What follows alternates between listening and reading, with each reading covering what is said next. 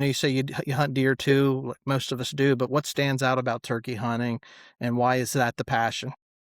I mean, I love hunting anything that I'm always hunting whatever's in season. But I mean, deer, I always loved hunting deer, shooting bucks, and nothing gets you more excited than shooting a big buck until you have a turkey gobbling at 20 yards and you can't see it. I mean, like, whenever one of them's close, just gobbling down your back, there is no feeling like that. And I mean, like, it's like the conversation aspect to me. Like, you're not just sitting there waiting on a deer to come down a trail or come into a food plot or come across a ridge. Like, you're actually calling to them, you're talking to them, like, you're having a conversation with the turkeys. I mean, deer hunting, that's kind of led into now. I do a bunch of grunting and rattling and stuff. I mean, Mhm. a lot of times it doesn't work. A lot of times it'll scare deer off, but I just love the conversation. And the first two turkeys I shot, a guy named Bill Johnson called the first one in, and then my pap called the second one in.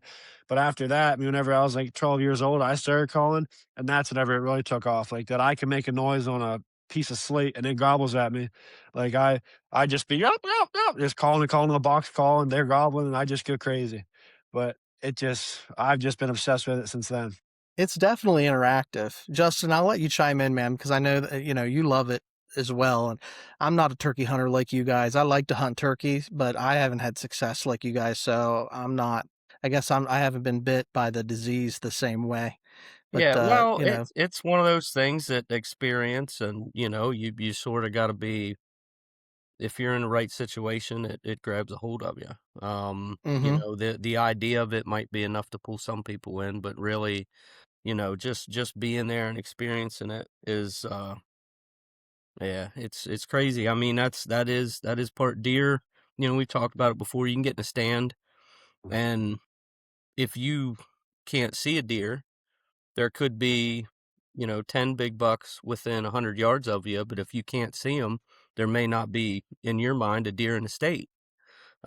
Turkeys, you can hear them gobbling from, half mile, quarter mile, depending on the topography, like, and you hear that gobble, it's pretty easy to make yourself think you have a chance, whether you do or don't, but then, you know how to move, where to move a deer, you're sitting put. Because if I get out of my stand, I'm gonna scare something, up. But, turkeys, the interaction of it, that's really it's the game of chess, right? That yeah. it sucks you in, and the bird gives you, feedback when it's going right. It just you get him going, Get it you going.